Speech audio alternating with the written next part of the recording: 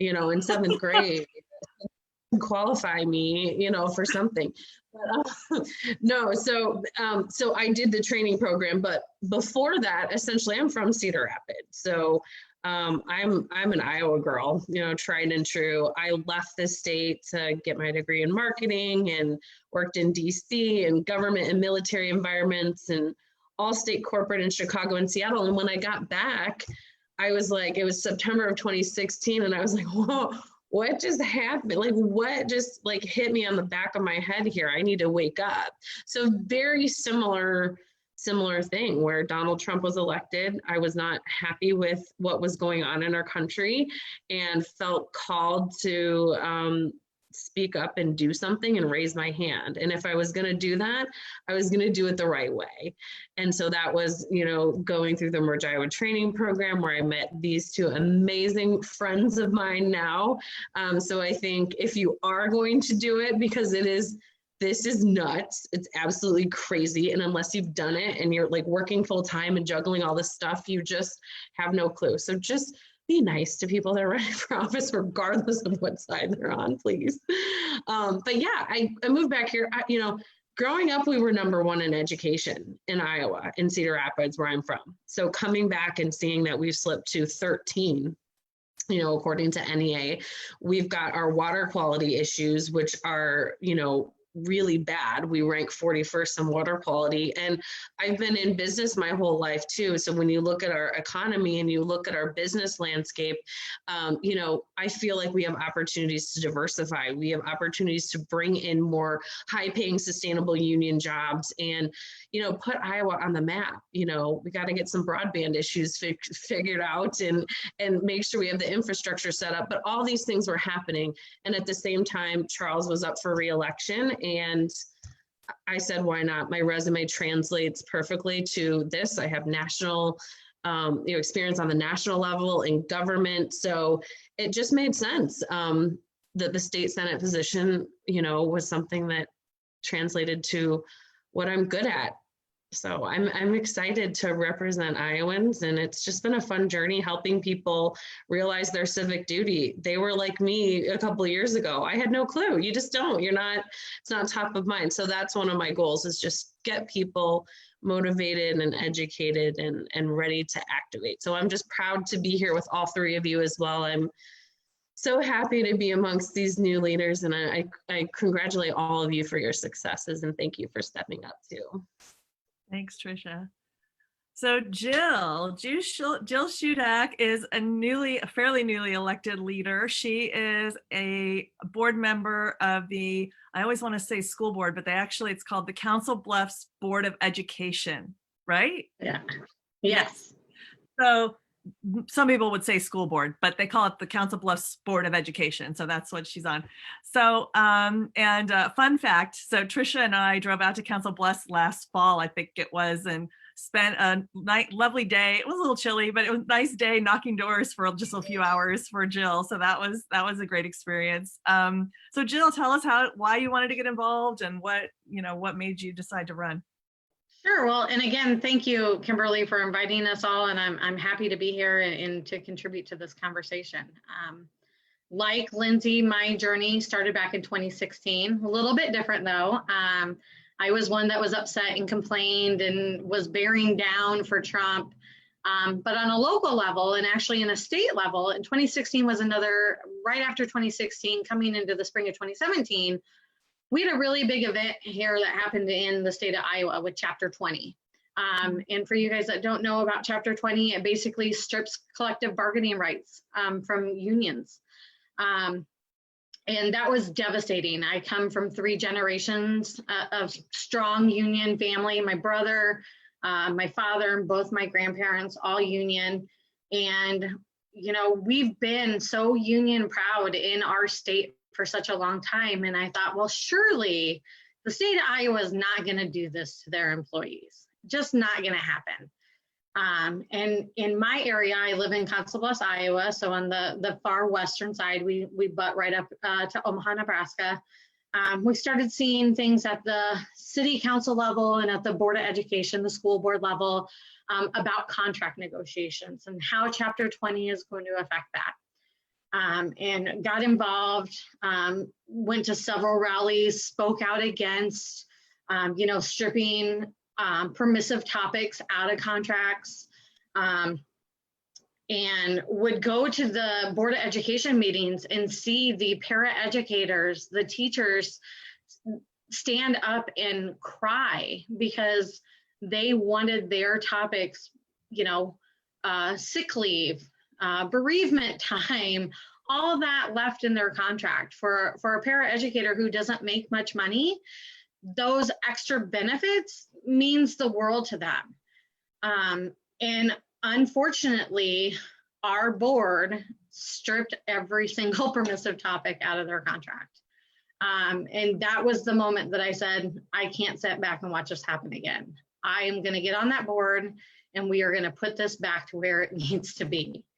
And so very shortly after that, I was approached to join the Emerge Iowa training class. And for you guys that don't know what Emerge is, it is a dedicated training for Democratic women to learn how to run a campaign for any level, from Board of Education to US Senate.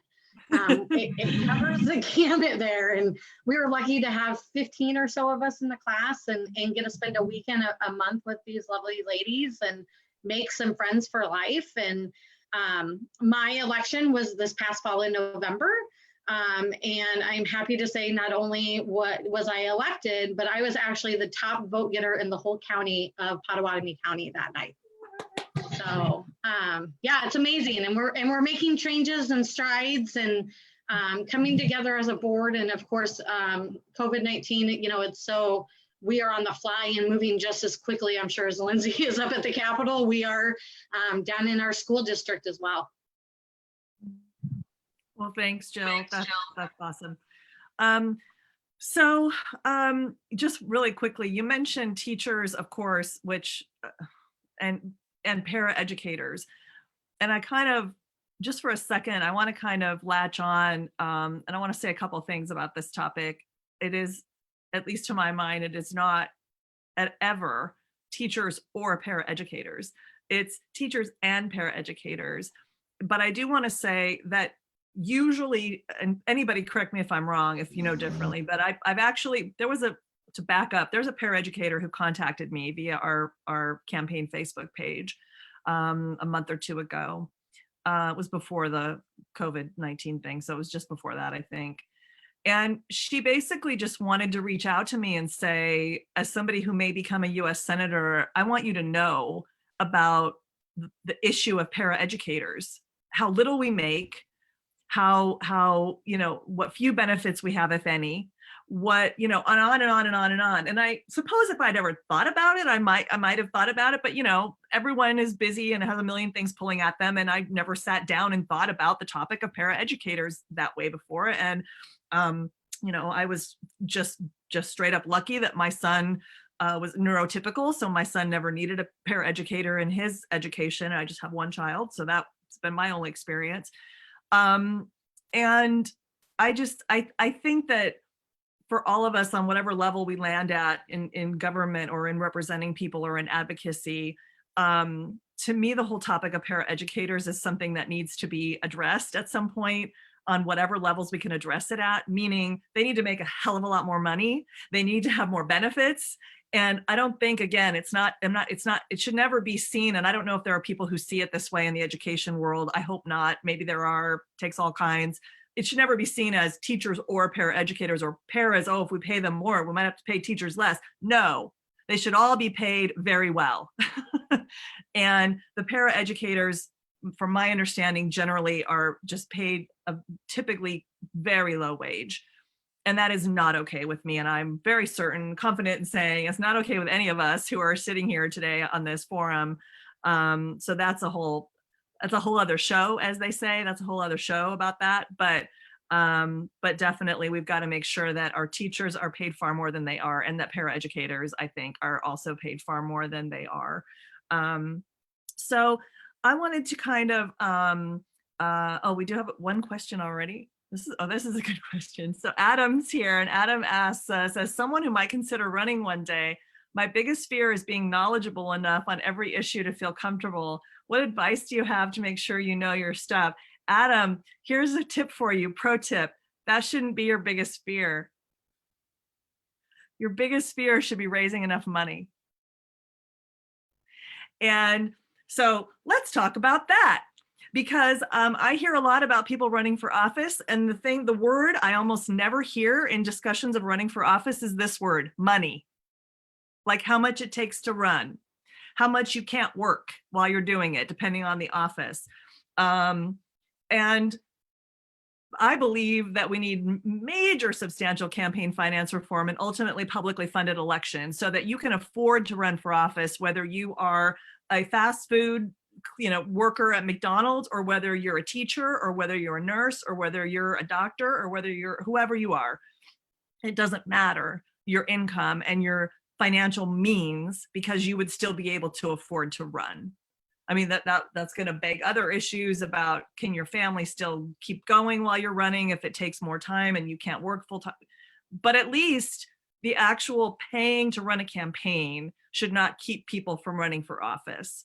I will share a figure with you all that most of you sitting on the panel probably know, but a lot of people who are watching this or will watch this don't know.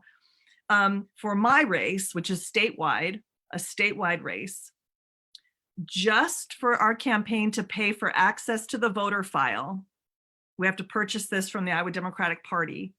It costs $60,000. That is 60,000, not $16,000, $60,000. That is a fundamental thing. You really can't run a statewide campaign without that. And then you employ many staffers. We have probably the smallest US Senate campaign staff, maybe in history, I don't know. We have 5 full-time staffers and then an army of volunteers. Thank you, volunteers, bless you, thank you. And so 5 full-time people at between $3,000 and roughly $5,000 a month, depending on where, their levels of responsibility in that campaign. So do that math. All of a sudden, we're talking you need $30,000, $40,000, $50,000, $60,000, $70,000 a month to be coming into your campaign, just to run the campaign. I'm not talking about running TV ads, which then cost hundreds of thousands of dollars. So when we start talking about the cost to run for especially a federal office, obviously school board is not going to be that expensive. State representative or state senate is not going to be on that scale. Although there are some Iowa State House races, you guys, that are on this level, that as far as, because the GOP is just going to throw hundreds and hundreds of, and also fun fact, as far as I know, you guys know better than me, there's no spending limits in the state of Iowa. There's no limits as to like, somebody could walk up and contribute $50,000 to your race if they want. There's no like federal individual maximum. So for my race, the most an individual can give me is $2,800 per person. But for state of Iowa races, my understanding is people can donate whatever they've got. Sky's the limit. So then that makes Iowa state races potentially extremely expensive, and they shouldn't be. But because you have to attempt to, raise similarly to your opponent so that you too can purchase literature for door knocking back in the day when we door knocked, or you too can purchase apps to text bank people or to phone bank people. So you too can purchase yard signs, which are in the neighborhood of 1,000 signs for $4,000, $5,000, $6,000. A lot of people don't even understand like just yard signs. 1,000 yard signs can be anywhere from like $4,000 to $6,000, depending on where you get them from and what the quality is. And so this all starts adding up, right? This all starts adding up really fast. And from personally, and I love talking about the dollars and cents of all this because it matters.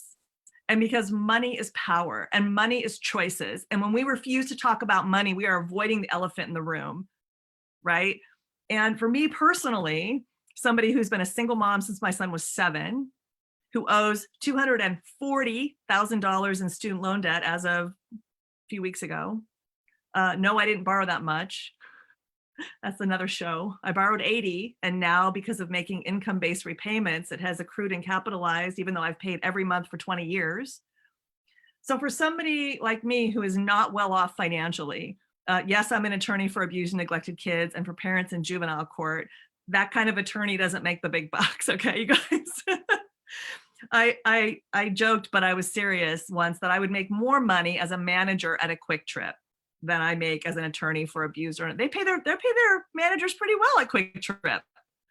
And I would make more money as a Quick Trip manager than I do as an attorney for abused or neglected children and for parents in juvenile court.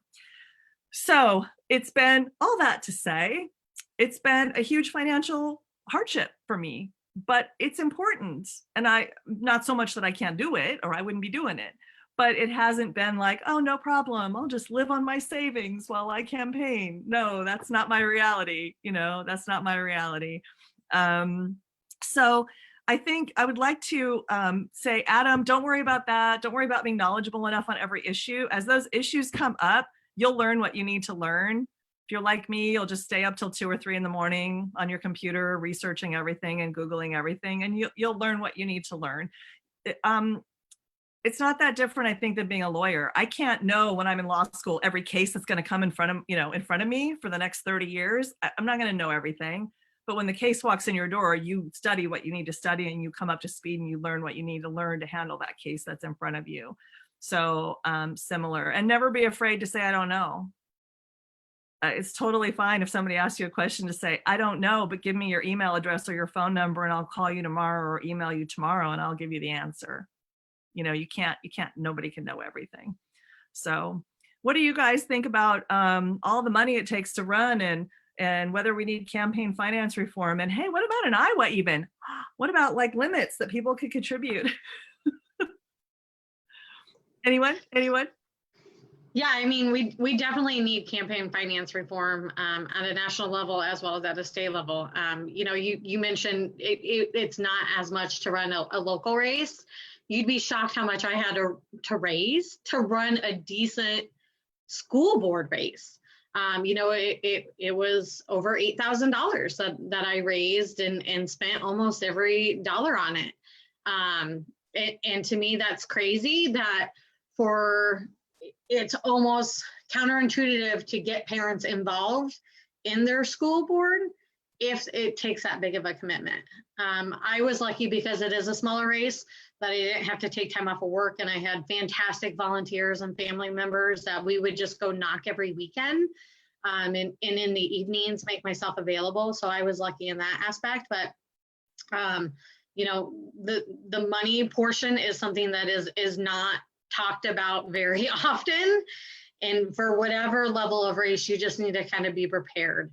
I will say, though, that you get really creative on how you can stretch $1 in a campaign. So if you can get your friends and family to post, share, like, reshare, repost, everything, that's the power too, right? You might not have friends and family that can donate to your campaign, but as long as they're just as active on social media, you can get that message out. Yeah, that's one of the things that I think has helped our campaign so much is Tim Nelson is our social media outreach director and strategist. And when he literally saw that I was running for US Senate last May, because I just created a Facebook page and decided to run and, went to the 6-month training program at Emerge and was like, I'm running for US Senate, watch me. So Tim saw me posting that. Literally, we had friends in common, and he's like, hey, I ran social media for Kim Weaver's campaign against Steve King, and I would like to volunteer for you. And I'm like, okay. So he was a volunteer at first, and he's a paid staffer, and I wish I could pay him a fortune because he's worth it. He just about really single-handedly. I occasionally tweet, and you'll see my initials if I do. But Tim has taken our Twitter account from 0 to 47,000 followers in 10 months with 0 paid advertising.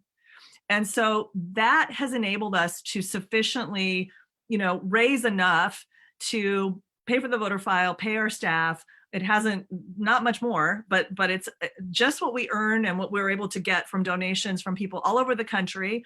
About 25% of our Twitter following, as well as all the other candidates' followings, because you can go on and look at everybody's analytics, are Iowans. And the other 3/4 are from all over the country, people who want to flip the US Senate. And people donate $1, $5, $10. We've had over 7,000 donations to this campaign since last summer, since we started. And, and they've been very low dollar for the most part. We've had literally 2 or 3 or 4, I can't remember the number, max out donations. So this has not been a high dollar campaign. We've kind of done it the Elizabeth Warren, Senator Sanders way, where you hope you get enough people behind you that are giving $1 or $5 or whatever, so that your money really is coming from the people. And we're not taking corporate PAC money or corporate lobbyist money. Unfortunately, one of the people in our race has taken a substantial amount of corporate lobby money. And I just don't think that's how you change things. If corporate lobbying is part of the problem, and most of us, I think, agree that it is, that they get this outsized influence because of how many lobbyists and how much money they throw behind candidates. I don't think we fix the corruption by accepting donations from people that we generally say are part of the problem. And we need corporations. We need successful corporations. But we don't need this imbalance to be happening where corporations have a vastly unequal amount of influence and power in our government. And that's where we are right now, which is why we have to start to try to right that ship. Somebody is asking, oh, there's a question on Facebook from our Facebook Live people. Can we talk about how to ask people for money during COVID-19 for those people who are running? CJ says it's really uncomfortable asking for money, let alone during a pandemic. Yeah, CJ, I feel ya. Anybody want to take this one? I can. Yeah, it's tough, and that great question, by the way, because we're all feeling it. I mean, Lindsay's up for re-election. Kimberly and I are both running, so it's almost kind of non-existent, but the ask is still there strategically and dependent on kind of the group or the conversation. I think the way you kind of pivot is we need people to vote, right? I mean, we need the right leaders in place now more than ever. And when you look at, in particularly my race, having national experience, having experience in the government and in crisis management and large scale communication efforts, that's critical. And that's not something you see every day. So I think it's talking about the need to make sure that we get the right leaders in place. Donations are still coming into my campaign. They're not as frequent and you're not making as much of an overt ask, but the conversation changes because it's critical now more than ever that we get the right leaders in place. So that has become the conversation on our side. And I can chime in just really briefly, going back to the start of my story, when I announced my campaign in 2018, the person who was helping me with my race called the press, got the press to come so I could make a statement. I made a statement. As soon as I closed the door and said goodbye to the press, I was handed my cell phone and he said, all right, I want you to start calling every single person in your contact list and asking them for a donation. So, I mean, it is a very real reality that we're in, and campaign finance reform is vitally important for us to be able to get our democracy back to a place where it's in the hands of people and not powerful corporations. And I'll just go really quickly to tell you a story about a situation that I walked into the first week of the legislature. I spent hours, as many candidates do, on doors talking to people, and I talked to I have a number of mobile home parks in my district, and if you've seen on the news, mobile home parks are being bought up by really horribly predatory businesses, out-of-state corporations, and really harming Iowans. And so I'm on one door and I'm talking to this gentleman and he says to me, Lindsay, I'm afraid that I'm going to have to choose between paying my rent and keeping my mobile home, or paying for my diabetes medication and keeping my foot. That's just one story. So that I hear these stories after stories after stories, and then I walk into the front doors of the state capitol, and the first week at the Capitol, I'm introduced to the lobbyists for this big corporation and that big corporation and the big health insurance industries, and you realize very, very quickly who has a seat at the table. And those lobbyists are the ones who are helping finance individuals' campaigns. Lobbyists are knocking doors for candidates. They are, yeah, I see that look. And then they are asking legislators to, to do things, to make laws and pass laws that are going to benefit their corporation or their client.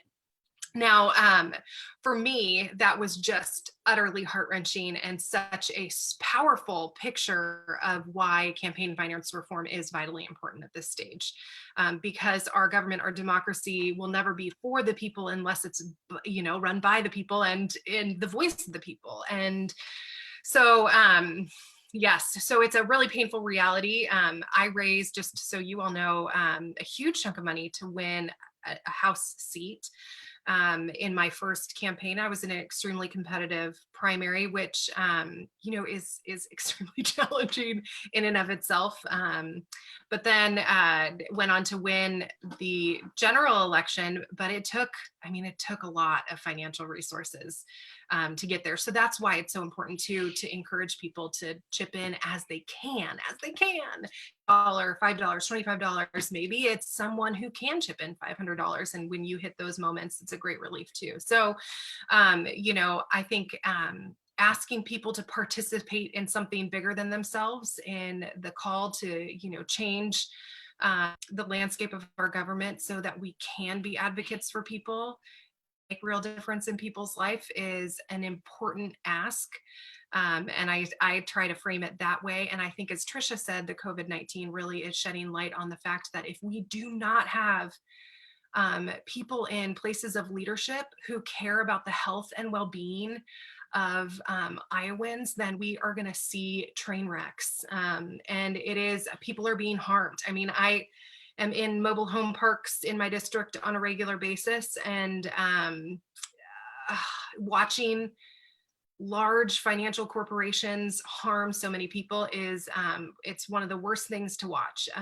And so I think that calling people to be invited into that is really important. And I'm grateful that some silver lining in the midst of this really horrific time is the reality that the light is, and Trump too. We've swept things under the carpet for so long as a country. We've not named our painful realities. We've run away from them and pretended that they were, a thing of the past. We have a lot to address. We have a lot of work to do, and it takes courageous people to do that work. So I'm so glad you are all on this call, because I have a deep sense that you are part of that courageous few that may, join us at some point and run for office. So. Yep, exactly. Yeah. And the thing about the lobbyists that you met, Lindsay, so maybe all of us probably know, and probably a lot of people who are on this call may know, but some people don't. I find that some people's jaws drop when I say that lawyers for corporations write a lot of our legislation now, and have for quite a while. And so a lot of people have this myth in their head that the person you elect is for sure, that's the person who's going to sit down and write the law, write the proposed legislation, right? Looking out for you. That's not what happens. Corporate lawyers write proposed legislation, and they give it to the people that they've probably donated money to, that either they individually have or that their corporation has through PACs or whatever, and say, here, pass this, please. Or they say, that law you're going to vote on next week, we don't like 3A(b), that's bad for our bottom line. Can you amend that? Can you get that stricken from that piece of legislation? That's how this works. And so until we have more regular people who are going to actually sit down and write legislation themselves, that's going to help people, it's not going to change. So that's why it is so critically important. Jeff Shudak asks, yes, that is Jill's brother. True. Jeff asks us, hey, Jeff, how are you? Jeff asks how much money, I assume you're talking to me. I think that it will take to beat Joni Ernst. In the general, this is probably going to turn out to be something like a ballpark it $10 million race. And they're probably going to spend more. The GOP is going to spend more than that, but I think it can be won on that 100%. And the reason I say that is because, well, let me back up. Depending on the candidate, I think it can be won on that. So if we, unfortunately, the last couple of cycles, unfortunately, the DSCC hasn't done, evidently, a very good job of picking their candidates, because otherwise we would have different senators right now than we have. And so, unfortunately, from what I have been told, I wasn't there. I didn't go around the state with those candidates, so I don't know with my own eyeballs. I didn't see what they did exactly. But when I got to 85 counties before we had to pull the plug. I was in 85 counties in person before we had to stop going all over the state. And I did all the rest by Zoom. We did the remaining counties with like virtual town halls where we let all the county party chairs know, and we invited people who lived in those areas and the contiguous counties. So I feel okay saying I was in all 99 counties. I've talked to people in all 99 counties. And what I heard over and over from county party chairs, from rank and file voters, is that they didn't see a whole lot in some of these red or purple areas. They didn't see a whole lot of the Democratic candidates. I think we can win this race if we have a nominee for United States Senate who is willing to either physically go, if we can by then, or virtually go to absolutely everywhere and listen to absolutely everyone they possibly can. And the candidates who, at least I heard third hand, didn't do that quite as much, didn't win. Senator Tom Harkin once won every county in Iowa except one. And that time when he won every county was when Ronald Reagan was elected. So this whole idea that Iowans aren't going to vote for a Democrat, or even Iowans aren't going to vote for a progressive Democrat, is nonsense. Iowans, I believe, will vote for whoever is willing to come, look them in the eye, listen to them, talk to them, go to where they are and hear them. That's who Iowans are going to vote for. So yes, you have to have a certain amount of money, but if money were the only determiner, then Senator Ernst and Governor Reynolds wouldn't be in office right now.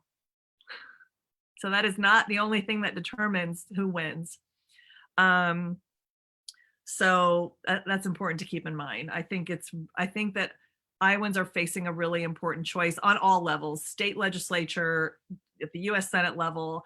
And I think that we should really carefully think about who we've nominated in the past and how successful they've been, and what kind of candidates we've had. All good people. Running is hard work. I mean, no disrespect by saying, hey, they didn't win. It happens. And I hear around the state that it sounds to me like more could have been done. More could have been done, especially in rural areas. Especially in rural areas. You cannot win a statewide race on the votes in Des Moines, Iowa City, Cedar Rapids, Davenport, Dubuque. You need more. You need the whole state behind you, and you got to listen to everybody. I've spent quite a lot of time in your neck of the woods, Jill, actually out in that western and also northwestern. I spent a lot of time up in that area. We got to almost all the counties out on that side of the state. The ones that I didn't hit in person are in like the very southern tier, actually. We didn't hit several of those we didn't hit in person, but we did town halls later. But yeah, we have some more questions.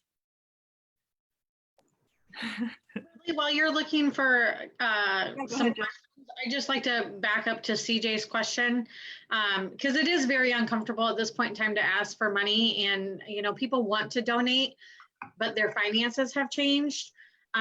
I would suggest change your ask, potentially not for money, but can you write postcards on my behalf? Can you do some phone calling on my behalf? So there's plenty of different ways, especially now with everybody kind of going to a more digital campaign, that you can ask people for additional help that you might not have asked prior to the pandemic starting out. So there's definitely been a shift that I've seen in asking for help, but then those people that want to contribute, who were planning to give financially, they've had to change their way of how they volunteer.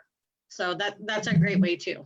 Yeah, absolutely. And how we have couched it, so we have a firm that sends out fundraising emails on our behalf, and how when this all started, I personally wrote like a little introductory paragraph that's in the front of our emails before they even get into the body of it, that says something like, and I heard JD Scholten say something very similar to this as well.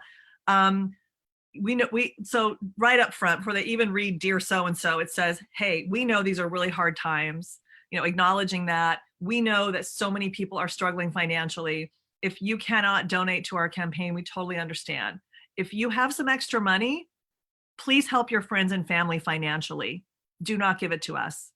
And if you have a few more bucks after that, if you're lucky enough to be that well resourced, we'll take your money and use it to defeat Senator Joni Ernst. So it's saying, hey, it's not even just saying, we know you can't donate. It's like, if you do have extra money, donate it to a food pantry or help your friends or family who can't make their rent, if you've got that kind of scratch. And if you're lucky enough to be super well resourced, then yeah, great. We would love your donations. So just couching it in a way that shows empathy and understanding of the situation and understands where people are financially. Adam asks, in a tough political world, how do you keep yourself from losing hope? I laugh, Adam, because some days you don't. Some days for a few minutes, you just sit there and cry and go, this is too hard and this is all hopeless. And, nobody's immune to that, I don't think. I mean, if you're human, you have moments like that. But for me anyway, at the end of the day, what almost always happens, especially when I'm having a really horrible day, think, oh, another $15,000 payment is due to the IDP and we're barely going to make our staff salaries, and oh my God, and now nobody can give money because we're in an epidemic. Somebody will email me, like somebody who supports the campaign will email me and say, I just want you to know that I support you because you're the only candidate who is supporting a universal single payer healthcare system.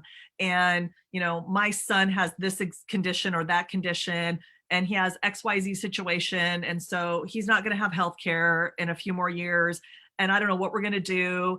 Kind of like, you'll get one of those, and I'm sure we all do, you'll get one of those emails that kind of reads like, Obi-Wan Kenobi, you're my only hope. And when you see somebody, and in this particular Senate race, I am the only candidate who's for a universal single payer healthcare system. All the rest are not.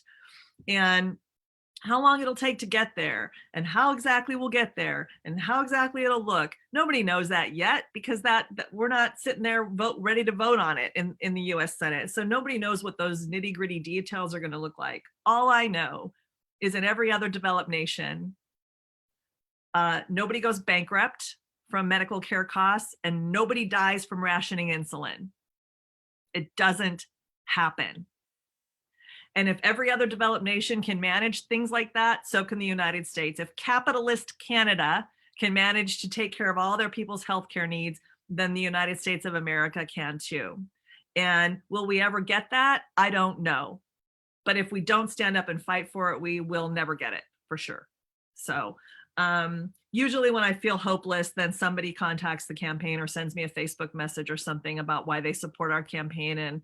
And then I feel like, well, I shouldn't be sitting around crying and feeling sorry for myself, because there's a lot of people who need a lot of help. And I might be able to work myself into a position of power where I have the ability to maybe help a lot of people.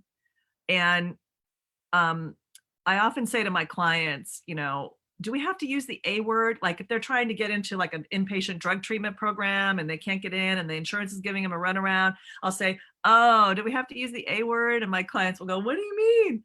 You know, attorney, do I have to call them and say, I'm your attorney? What's going on? Why can't we get Mary Jane into her drug treatment program? What's the holdup with getting her insurance approved?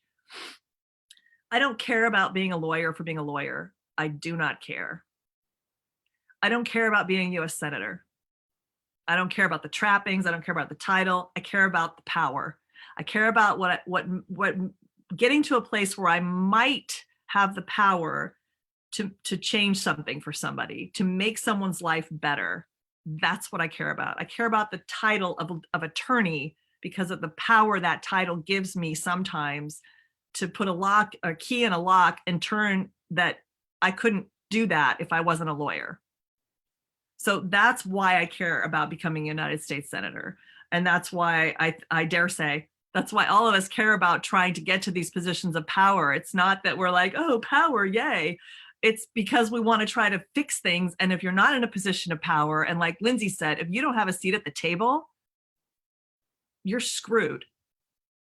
And so people like us who are willing to represent the armies of people behind us who are never going to run for office, and so they're never going to have an actual seat at the actual table because they're not going to be sitting there in the US Senate or sitting there at the Iowa State House, but we can speak for them and we can represent them. And that's, I think, why all of us, got into this and why Jill got into running for a school board, because those paraeducators and those teachers and all of those other, people who,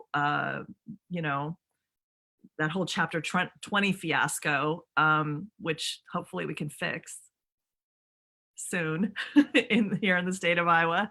All that happened. I'll let you guys take the other question. I'm doing like what I actually don't like doing, which is talking too much. Bailey asks, what were some of our personal biggest fears or barriers to running for office, and how did you work through those? You want to take that one, Jill? Well, we all can, but want to go first? Sure, yeah. To be honest, my biggest personal fear is that I was going to lose. And I sat down and I said, well, what's the worst that's going to happen if I lose, right? I've spoken up about what really is important to me. I've shed light on different issues and topics that I feel need to be changed in the community. And if the worst thing that happens is I don't get a seat at that board table, at least I've been vocal about what matters, and I can interact and be proud of what I brought to my community. And so really it was just, and part of the training that we've gone through, and I'm sure with Lindsay, they talk about it, it's rare to win on your first run. It really is. And so just kind of being prepared for it might not go your way, and what are you going to do next? And I am lucky enough to not be a shy person, not to be a quiet person. So I knew either way I was going to be okay with that. Cool. Lindsay, what about you? Lots of fears. Lots of fears. I think for me, it was trying to get out of my own way. There's a lot of internal dialogue that I had about, I think Adam mentioned, am I equipped or able? What if I don't know everything? That was a lot of internal dialogue that I had to move through. And I was in an extremely competitive Democratic primary. And I mentioned that earlier. It's really good.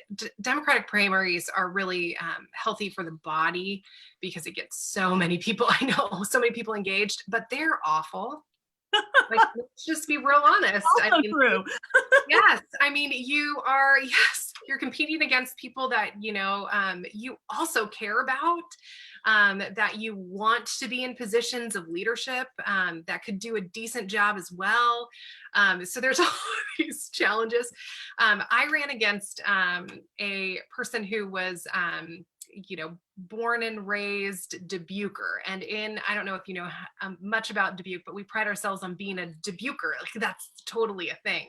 And if you're not like 10th generation mom from Dubuque, you're not like actually a Dubuquer. If you've lived here for 30 years, you were not a Dubuquer. There's kind of that sentiment. And I actually was born and raised in Portland, Oregon, and spent a season of life up and down the California coast, and then a season in Boston for my husband and I for education purposes. So we are Iowa transplants. And that was like my huge barrier. I was like, oh, I'm not a native Iowan. I can't have that bumper sticker that's a native Iowa. I don't hate them. I'm a transplant. But I also felt like, I had to remind myself that, again, diversity of voices at the table is really important. And maybe I have some lived experience that because I've lived outside of the state, I can utilize some of that experience to really, help our state continue to, to thrive. All that to say, so that was my big internal battle. And then I had a real big battle when I had a season in my campaign. So I announced in May, pretty early. I had about a 1.5 year run because I was in the primary. So I announced early.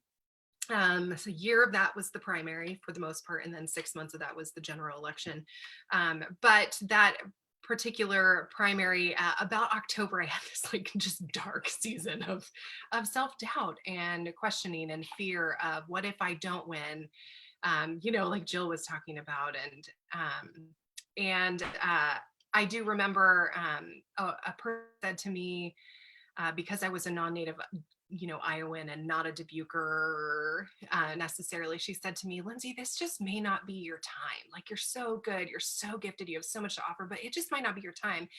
And I also happened to be running against, a man. And I felt like, gosh, how often are women told it's not your time? Like, it just might not be your time. And I think that some of those fears propelled me to actually fight a little bit harder and push harder. And because I really felt like so much if we make decisions out of fear, they're bad decisions. If we push because we believe in something, then the outcome may be we don't win a race this time. There may be future races, but that we really have pushed a vision and a message that could make some very real transformation in people's lives. And so that's why I'm like, yay, Democratic primaries, even though they're terrible and hard.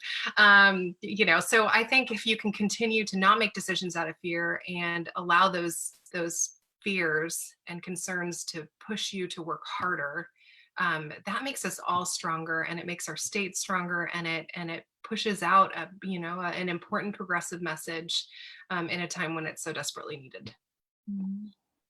What about you, Tricia? Well, I think I also had people that were like, hey, you should run for office. And it took multiple people to say that. It was never something I was considering. So you have to kind of go through a reflection process before you actually go through it, right? So I love working. I'm a single dog mom, and single dog moms that, that they just don't raise their hand, right? I don't have someone here to let the dogs out. I work full time, right? So I was really scared telling my job. And thank goodness I work for just like the best company supporting credit unions across the country. I love them. And they have been fantastic and supportive. I think to the earlier question about knowing everything, and thankfully we had some good coaches in Emerge. But yeah, I don't know everything, but honestly, I use that to an advantage. I have been door knocking since July, and even though I can't door knock now, I truly am building my platform from the ground up based on what people are telling me, and that evolves over time, and you get more comfortable talking about things. So that certainly is something that's scary, but that's just natural. That's what we do in everyday life and our jobs. So it's the same thing. It's just doing something different than you normally do. And then people suck sometimes. They are not nice. And even people close to me saying you're going to fail. And I'm like, well, look who quit the president of the Senate here in the state of Iowa quit. So why don't you quit talking like this and raise your hand and do something, right? I mean, so people can be really rude, but you got to remember why you got into it. It's civic duty. For me, people like me a couple years ago didn't know who my local elected officials are, how important local politics are, and how your money is spent. Get energized. Think about the city council races. Think about the Board of Education. Think about the local House and Senate races. Get involved. So I think that was a big one. But then you look at the race itself, and it's 3 people, 3 of us in a Democratic primary, in the top targeted race in the state, going up against the president of the Senate. And, you know, you've never done this before. There's caucuses, right? So there's the presidential campaigns that you're battling against for many, many, many months. So people aren't really ready to hear things. Then they start to get ready here after February, and then COVID-19 hits. It's literally been, but that's the exciting part. And that's what I do for a living too. I mean, you pivot, you make the most of it. And the most important thing is you work harder than your competition and you talk to the constituents. I mean, that is the most important thing to me. And that's what keeps me thriving. And then, yeah, if you have to cry like once or twice, maybe you like, it's fine. Like it happens. But it's about civic duty, and you got to remember why you got into it. And then to Jill's point, if you don't win, I'm going to win. If you don't win, you're going to do it again, right? You're getting back on the horse and you're doing it again, because we are all in it for the right reasons. Mm-hmm. Yep. Yeah, I've heard a number of times, why are you running for US Senate? Maybe you should run for city council. And to that I say, Senator Elizabeth Warren had never run for anything, I don't believe, until she ran for US Senate. So this whole idea that I think probably, I'm just guessing, women hear this more than men, maybe not. This whole idea that we have to sort of work our way up, like we're all perfectly capable of representing regular people in the House of Representatives in DC or in the United States Senate or in the state legislature or wherever. So that's been an interesting thing to hear. The other thing is I just want to put in a plug for a particular elected position that I never hear mentioned anywhere. Like we haven't said this in this discussion, and I never hear this anywhere. And I try to bring this up whenever I think about it, because there are not enough women doing this job, not even close. And number 2, it pays really well. And that is County Board of Supervisors. And county boards of supervisors, those board members can do a lot. You can do a lot of amazing, powerful things if you are elected to the County Board of Supervisors in your county. So I would really encourage, of course, I encourage women and everyone to run for anything they're interested in, but I would really encourage, just because it's kind of this sort of obscure, like people don't think about it very much, that also potentially can make it less expensive to run for an office like that, because it's a you know, smaller number of people you're trying to reach, right, to win. And it depends on where you live. I'm sure there are some counties in Iowa where it pays little, very little, and then there are other counties like, say, Polk County, Lynn County, where you make over $100,000 a year on the Board of Supervisors, and it's a full-time gig with benefits and all that good stuff. So I really encourage people to think about that as well. And again, women are grossly underrepresented on county boards of supervisors in this state. And I'm wondering if all across the country that's true. It's just not a race. It's not an elected position I ever hear much about at anywhere, but it's something that's really important to think about. In Johnson County, we have Roy-Sam Porter, who is on the Board of Supervisors there. She's amazing. And, you know, she's one of just a few women that I personally know of. I'm sure there are others, but that I know of who have run for County Board of Supervisors. So that's something to think about. Do we have any more questions? Well, and I just want to chime in there too, just to put some perspective on the County Board of Supervisor as well. The state legislative positions, we get paid $25,000 a year. That's, our Well, salary. can we talk about that too? Yeah. Because I hope that the Iowa State Legislature will ultimately change that on a variety of levels. And here's one of the main reasons, because how many people can Mhm. do the job? Yeah. Who can do that job? Right. Most people can't support. So for example, I'm just off the top of my head thinking of like single moms or single dads who aren't super high wage earners. Mhm. They can't do this because they can't quit their full-time job. And most employers aren't going to let you take off 3 or 4 months or 4 months, 5 months out of the year. And in reality, if you're going to be a good representative, I've talked to Representative Claire Celsey, who I love, who's in the Iowa Senate. And she's like, yeah, it's supposed to be these months. I work all year round. I'm always representing people. And she said, by the way, my understanding is that some of the GOP representatives actually turn their cell phones off when there's no session happening. Like they literally aren't very reachable when it's not in session. Anyway, I digress. No. But the fact is that we're really, truly asking people to do a year-round job. Yes, session is this for $25,000 a year. Now, granted, there's some per diem that makes it a little bit more, but not a lot more. And that's absurd.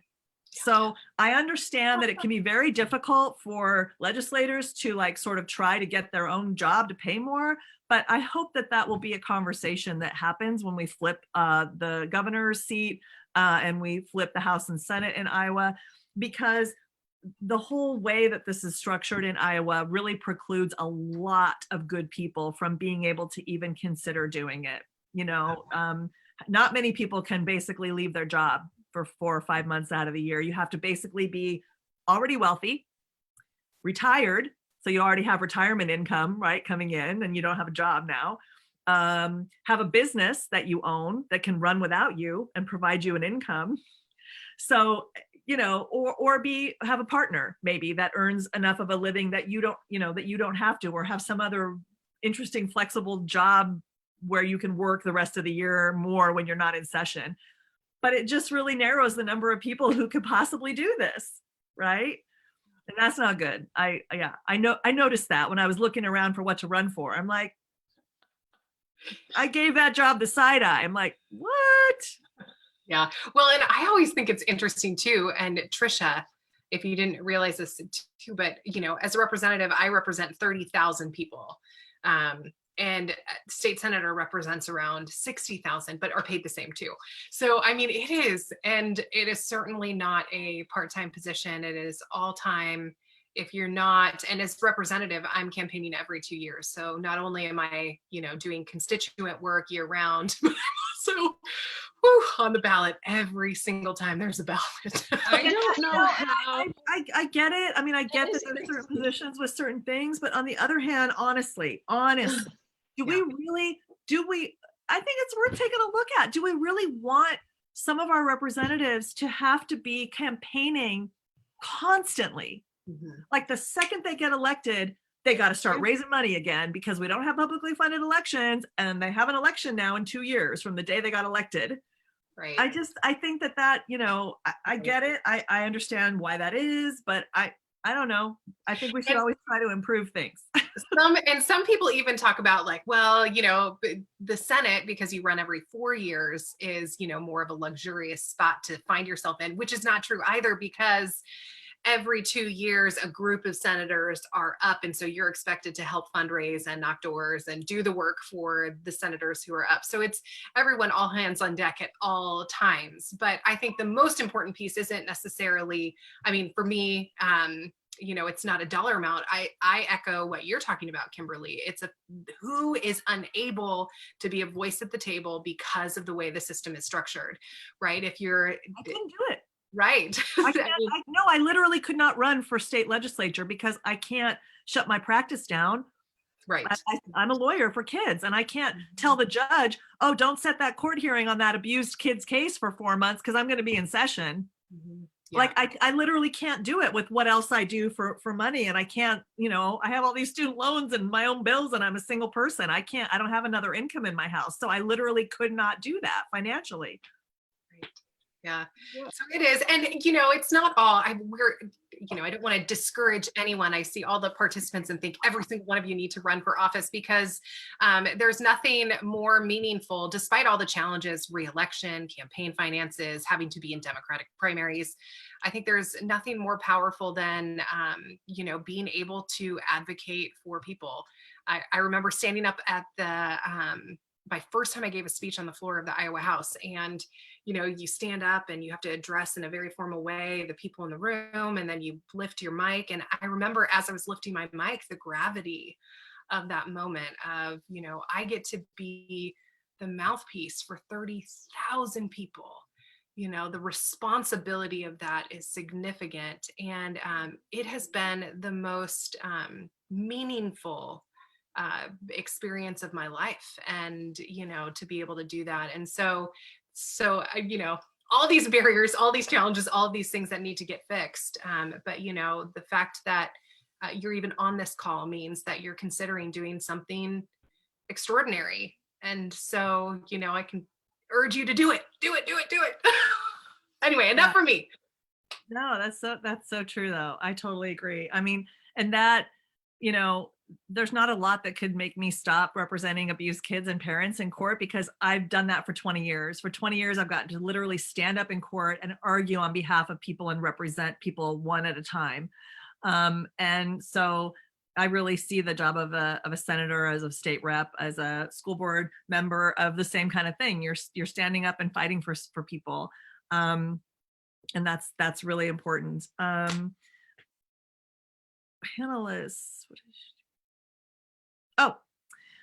So we'll probably make this our last question. Nobody else is asking any more questions. We'll wrap it up, but we have this last question. We'll just go around and the three of you can answer. What issue do you mainly want to work on? I wish you just had to work on one issue. What issue do you mainly want to work on when you're elected and in office? And if you're already in office, what's the main issue you have been working on? Jill? Yeah, so I have been busy getting up to speed as far as, how the school board works and the different policies and the budgets and things of that nature. But the main issue that I'm working on is being a representative for the employees of the district. I think that there's a lot of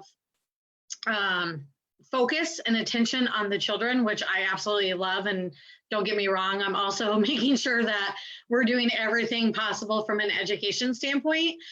But for myself, I feel that there's a lack of actually representing the employees of the district, because you cannot be on the board and be a member, an employee of our district. And so really taking a look at the different classifications of the employees and making sure that somebody is being a voice for them. Cool. Lindsay? Unmute myself. Like, oh! I just was so moved by that answer, Jill. Yes.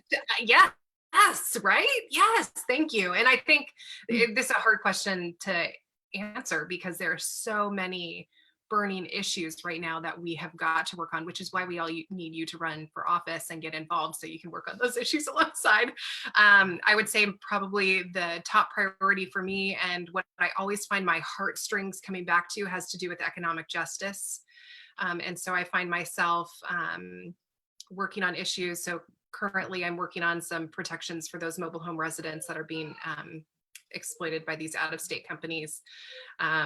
That is a challenging, because you're going up against a really big corporation. You're going up against some significant resources from lobbyists, and you're fighting for people who are extremely poor. So, I mean, that's what's happening there is a great example of the wealthiest people in our country preying on the poorest people of our country.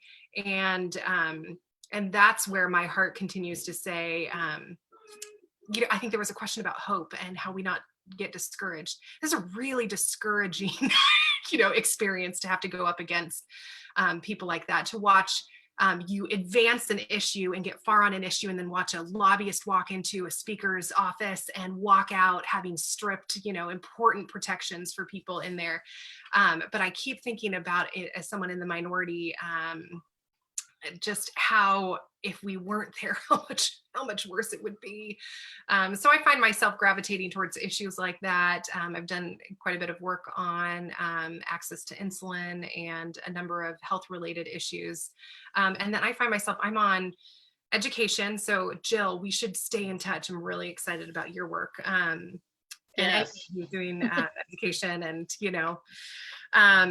huge, but I'm on education. I'm on human resources, which is all things healthcare, and then also on ways and means, which is everything taxes. And I find myself fighting against, regressive taxes in those conversations all the time, and helping educate people on, our tax systems, which sounds utterly boring, but is probably one of the more important committees to make sure you're advocating for poor people on there, making sure that their voices are heard. So economic justice. I think when we can move in that direction for all people, I think our state and our country will be a lot healthier. Yeah. And people will be whole. We want people to have whole lives. Right. Yep. I have a friend I've known for 20 years who lives in a mobile home park in Waukee, who is one of the people that has been harmed by the same company that I think you're dealing with in Dubuque area. So I have sort of like a firsthand, like he sent me an email when that all, like, just because she knew I was a lawyer, like when that first started happening. And it's absolutely, absolutely horrible. Trisha, what about you? Well, Lindsay, thank you for your leadership. I have been to some of the public hearings and subcommittee meetings because Waukee does have that predatory landlord issue in one of the manufactured home areas here. And I've been moved to tears on the floor, and I've talked to a lot of constituents. So what you're doing is super important, and I look forward to continuing that fight because it's not over and it's not okay what's happening. So thank you. Thank you. Yeah. Yep. Thank you for saying that. Yep. Well, it's hard to pick one. You heard my top 3 at the top of the hour, but I'm going to kind of do a little mashup here, but education. That is, since I've been door knocking, that has been the top thing that people talk about. It is woefully underfunded. Our teachers have not seen a cost of living increase in years. Talk about paraprofessionals and other support professionals within the staff. I've talked to a lot of them here in the district as well, and they are underrepresented, underpaid. My mom's a special ed teacher in Cedar Rapids, and she's a member of 3 teacher unions.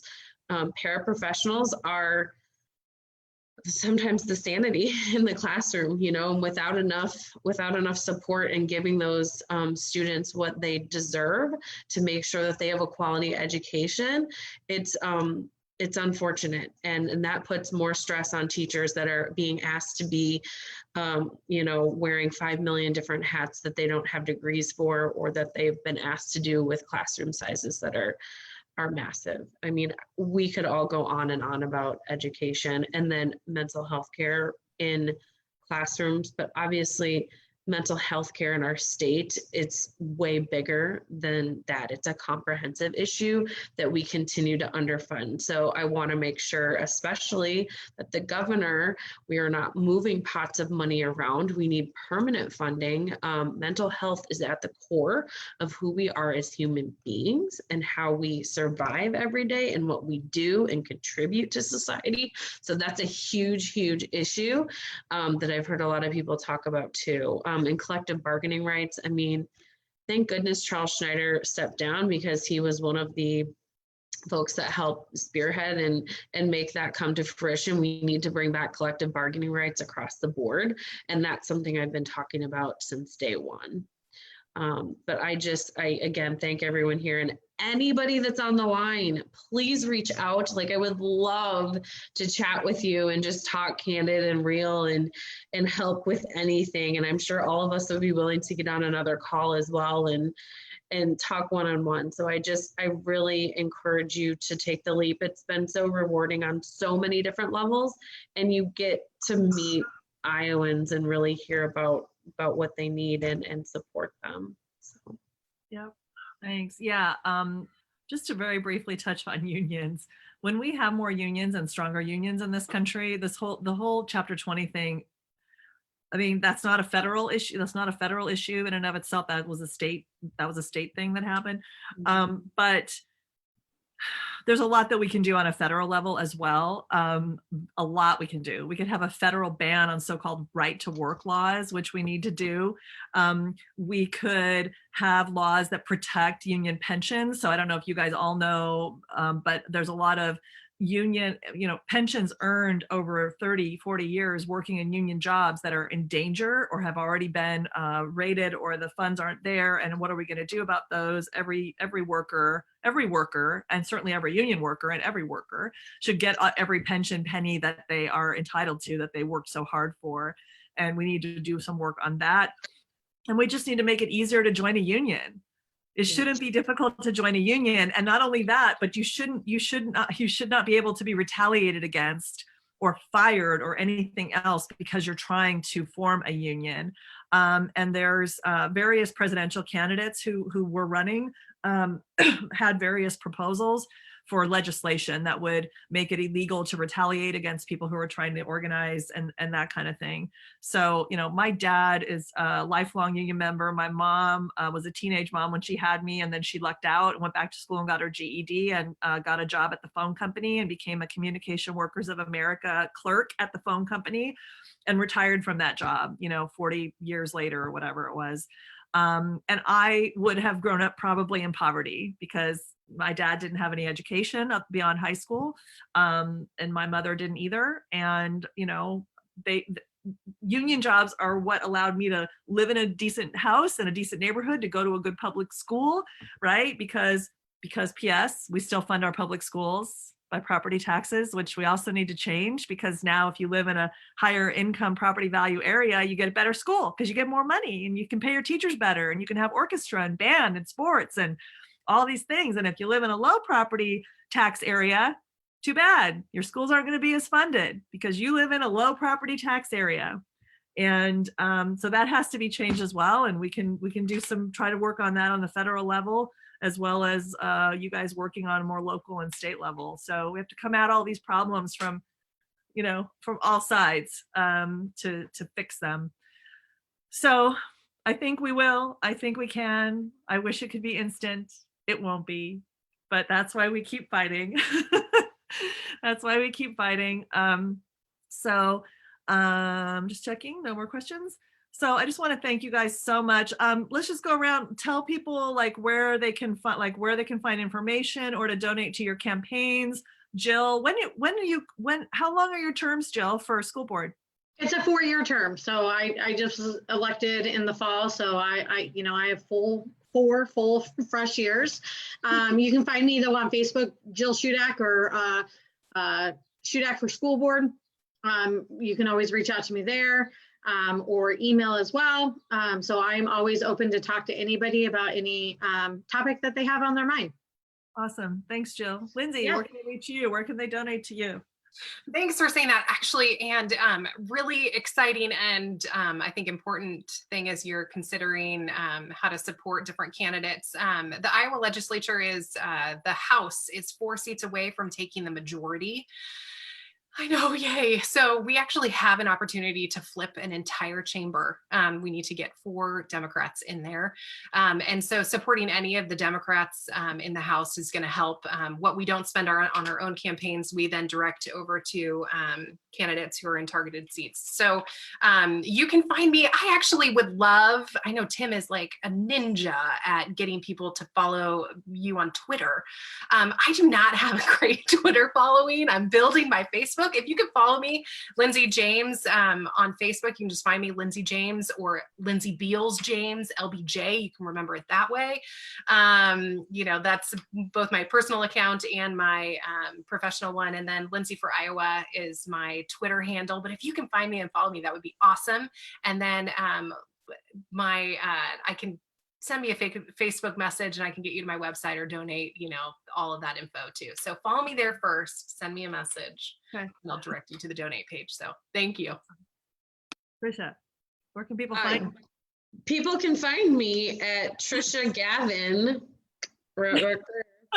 My name, CIA, TrishaGavinForSenate.com. We've got a great website. There's some COVID-19 resources, voter resources out there. And then Trisha Gavin for Senate on Facebook. And I think it's Trisha 4 Senate on Twitter. And I need help with following. But we also are lots of postcard writing going on right now. We've got virtual phone banks. If you know anyone that lives in Waukee, Clive, Windsor Heights, and parts of West Des Moines, if they want to sign, I have amazing volunteers and team that will deliver it COVID free. We would love to have your support. And just so you know, spread the word, because today is the first day that you can vote in the primary.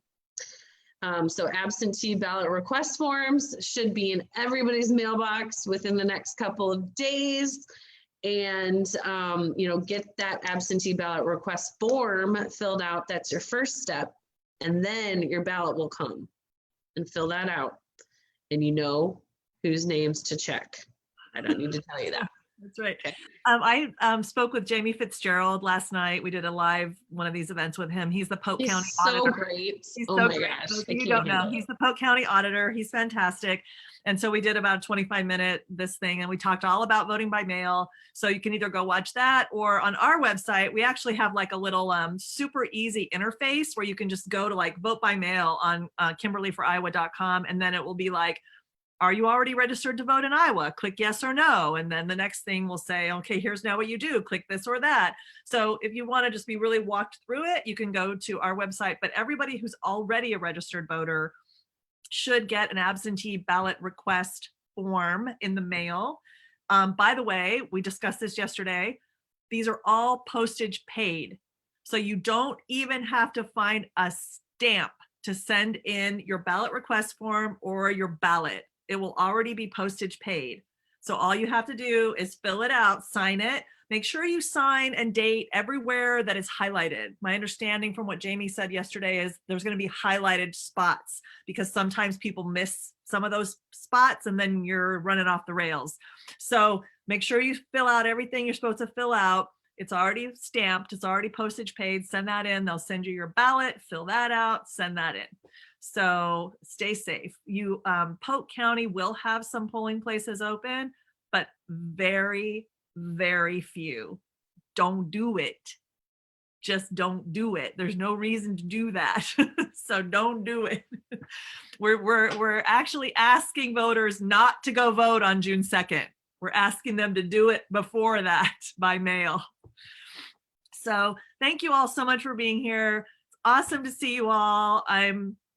I miss people, and I miss seeing you all and hugging you all, and I'm really looking forward to the day when we can all do that again. This too shall pass, and in the meantime, we'll get through it. It's horrifying and it's tragic, and it's a whole other show to talk about that whole what's going on. Thank you to all the essential workers who are working out in the midst of all this and still doing your jobs. We appreciate you so much. And stay well, everyone. If you are able to, because your work allows for it, please stay home, stay safe. Don't go out there. Don't go out there for a while. We're not on the downward side of this at all. Cases in Iowa are increasing every single day still, as are the deaths. So please stay home until till it's safe to not. So thank you all so much, and we'll talk to you all soon. Bye. Thank you. Thank you. Bye-bye.